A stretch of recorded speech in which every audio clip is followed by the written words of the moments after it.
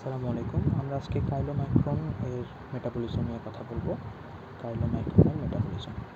First of all আমাদের যে এন্টারোসাইট আছে, এন্টারোসাইট একটা অ্যাপোপ্রোটিন বা একটা প্রোটিন প্রডিউস করবে, যেটার নাম হচ্ছে অ্যাপোপ্রোটিন B48। আমরা ডায়েটের মাধ্যমে কিছু ফ্যাট খেতে পারি, টিএজি খেতে পারি, কোলেস্টেরল এস্টার, তারপর হচ্ছে ফসফোলিপিড, কিন্তু এরা কিন্তু যখন আমাদের ডাইজেশন হয় এরা হচ্ছে ডাইজেশনের সময় কিন্তু এদের যেই ফান্ডামেন্টাল যেই বিল্ডিং ব্লক সেগুলোতে কিন্তু ভাগ হয়ে যায়, কিন্তু যখন এরা আবার অ্যাবজর্ব হতে চায়, অ্যাবজর্ব হওয়ার সময় কিন্তু এরা আবার আগের ফর্মে, that is cholesterol ester, phospholipid, TAG বা টিজি এই ফর্মে চলে যায়। এখন এই যে আমাদের অ্যাপো B40 আর এই যে কিছু ফ্যাট, লিপিড, এরা এক জায়গায় এসে নাসেন্ট বা সদ্যজাত কাইলোমাইক্রন তৈরি করে। তাহলে নাসেন্ট কাইলোমাইক্রনটা কি? এর একটা কোর থাকবে মাঝখানে, সেই কোরে কি থাকবে?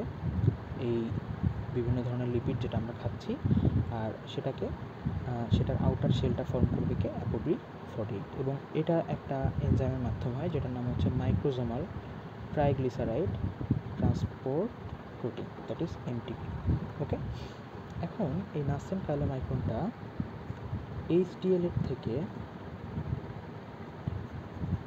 এর থেকে দুইটা অ্যাপোপ্রোটিন নেয়। কী কী সেগুলো? একটা হচ্ছে ApoC2 আর একটা হচ্ছে ApoE। এবং ApoC-টা কী করে?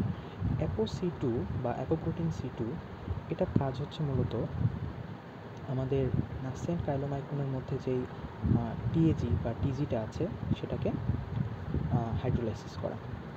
আর ApoE এর কাজ হচ্ছে, এটা একটা আমাদের কি বলে, এটা হচ্ছে একটা আমাদের সারফেসে থেকে একটা রিসেপ্টর হিসেবে কাজ করে, ঠিক আছে?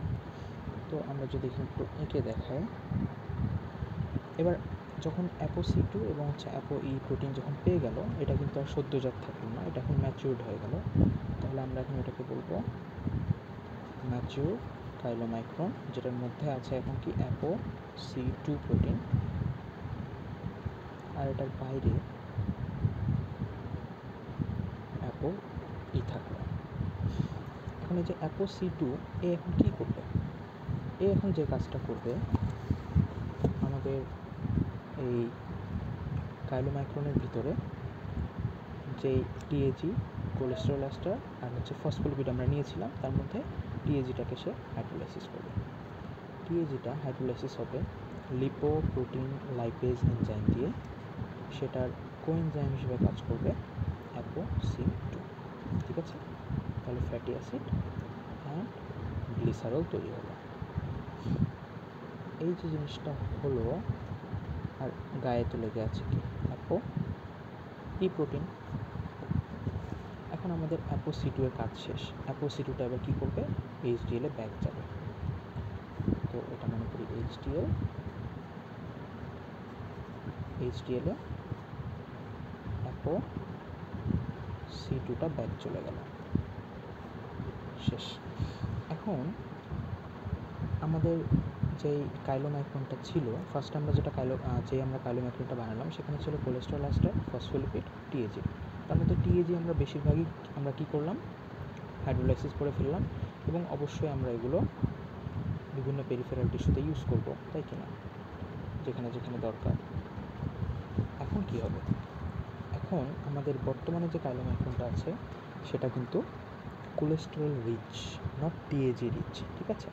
তাহলে আমরা এখানে লিখব যে this is cholesterol rich chylomicron. আগে ছিল কাইলোমাইক্রন, সেটা এখন একটা রেমনেন্ট হিসেবে থাকবে, তাহলে কোলেস্টেরল রিচ কাইলোমাইক্রন রেমনেন্ট, যেটা গায়ে এখনও ApoE প্রোটিনটা লেগে আছে, ঠিক আছে? এখন ApoE প্রোটিনটা যে লেগে আছে, এটা কাজ কি? আমরা আগে বলছিলাম যে এটা হচ্ছে একটা রিসেপ্টর হিসেবে কাজ করবে, যেটা LDL রিসেপ্টরকে রিকগনাইজ করতে হেল্প করবে, মানে আমাদের লিভারে যে LDL রিসেপ্টরগুলো আছে তাদেরকে রিকগনাইজ করতে হেল্প করবে যে হ্যাঁ, এটাই হচ্ছে একটা কাইলোমাইক্রন রেমনেন্ট। এবার কী হবে?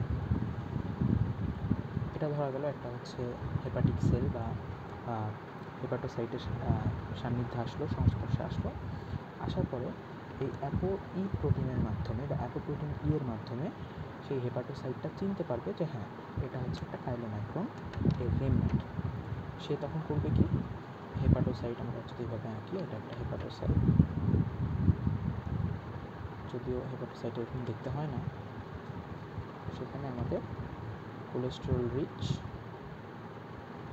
কাইলোমাইক্রন রেমন্যান্টটা ইনগালফড হলো। এখন যেহেতু আমার রিসেপ্টর অ্যাক্টিভিটি করা শেষ, তার মানে অ্যাপো ই এর কাজ কি, অ্যাপো ই এখন বের হয়ে চলে যাবে আবার এইচডিএল।